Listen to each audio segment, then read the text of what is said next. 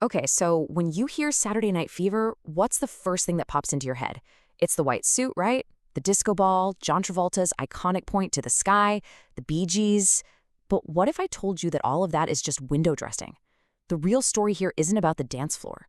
It's actually a super dark, really gritty look at toxic masculinity and the desperate struggle to escape a life that's going nowhere. So yeah, let's get into it. I mean, this lyric right here, this is Tony Manero in a nutshell, or at least the Tony Manero he wants everyone to see. He's the confident woman's man, the undisputed king of his little corner of the world. It's pure, uncut 1970s swagger. But as we're about to see, that whole persona is just a fragile mask set to one of the most famous and, honestly, most misleading soundtracks of all time. And what a soundtrack it was. We're talking 40 million albums sold worldwide. To put that in perspective, that's one of the best-selling soundtracks ever. It wasn't just a collection of songs, it was literally the pulse of an entire generation. It made the film a global sensation. But the story that music was scoring, well, it was a whole lot darker and more complicated than most people give it credit for. So yeah, Saturday Night Fever wasn't just another movie. It was more like a cultural earthquake. It shot John Travolta into absolute superstardom and almost single-handedly took disco from this kind of niche subculture and blasted it across the entire globe. And part of its power was that it felt so real, so authentic. And there was a good reason for that, or so everyone thought.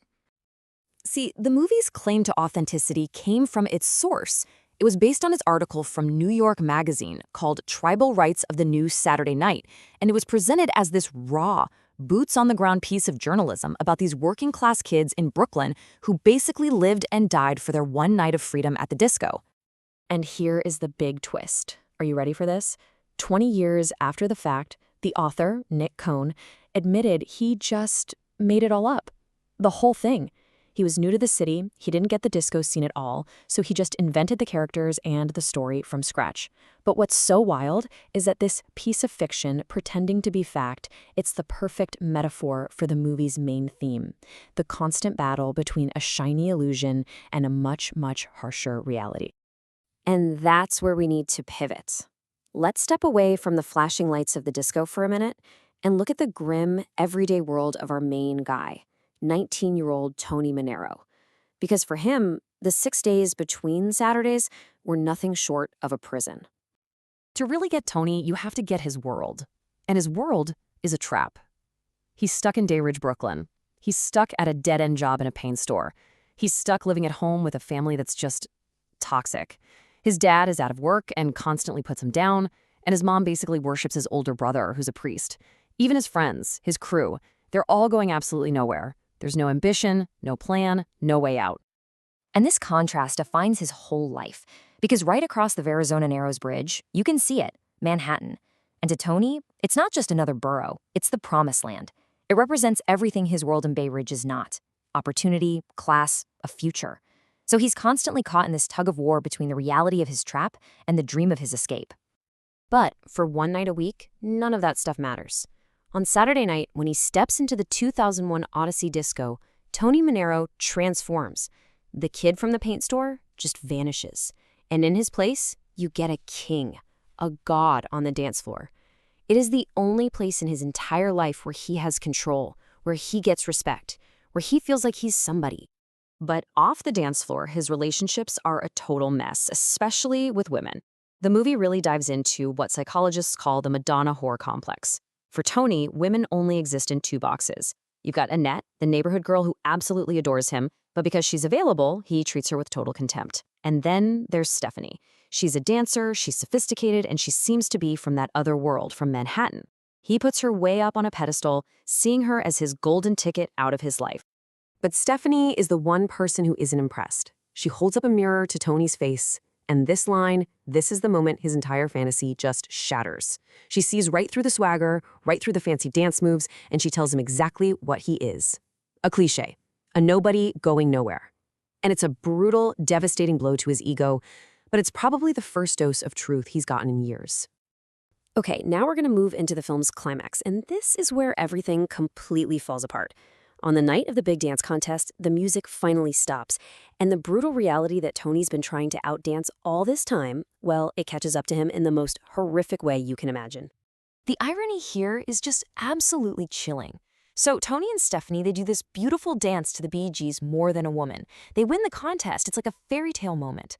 But just minutes later, back in the car, when she turns him down, he attacks her. He tries to rape her. He proves in that single horrifying moment that in his mind, she wasn't more than a woman at all. She was just an object he thought he'd won, and his toxic worldview just explodes into violence. And believe it or not, that's just the beginning of the nightmare.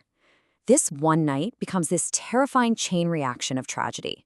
First, Tony realizes they only won the dance contest because the judges were racist against a Puerto Rican couple who were clearly better. Then, he has to witness his own friends gang raping Annette in the back of the car. And the whole night culminates when his troubled friend Bobby C. falls to his death from the Verrazano Bridge, a final desperate cry for help that Tony and his friends had ignored for weeks.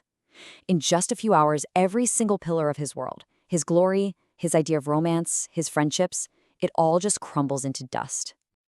After this absolute hellscape of a night, a completely broken Tony just rides the subway for hours. He's like a ghost. He has officially hit rock bottom. And in that moment, he finally gets it. The white suit, the dance moves, his reputation in the neighborhood, it's all fake. It's a hollow illusion. And the only real way out isn't to be a king for one night a week. It's to fundamentally change who he is as a person. And that bridge, the Verrazano, the one that was just a background for his friend's stupid, reckless stunts, it suddenly takes on this profound new meaning. It's not just concrete and steel anymore. It becomes this powerful symbol of the choice he has to make. Stay trapped in his past or finally cross over into a new, uncertain future. So as the sun comes up, he shows up at Stephanie's apartment in Manhattan. And here, for the first time, we see a totally new Tony. He apologizes to her, and it's genuine, it's humble. He tells her he's done with Brooklyn, that he has to start over. And in the end, they agree to just be friends, to help each other out. You see, the movie's real victory isn't some dance trophy. It's this quiet, difficult moment, the very first step he takes toward becoming a better man. So yeah, Saturday Night Fever is so much more than just a disco movie. It's this dark, really powerful story about growing up and shedding a toxic identity. And it doesn't give us any easy answers. It just leaves us with this question about escape, about transformation that's just as relevant today. It kind of makes you look at your own life and ask, what's the old world I need to leave behind? And what's the bridge I need to cross to get to a new one?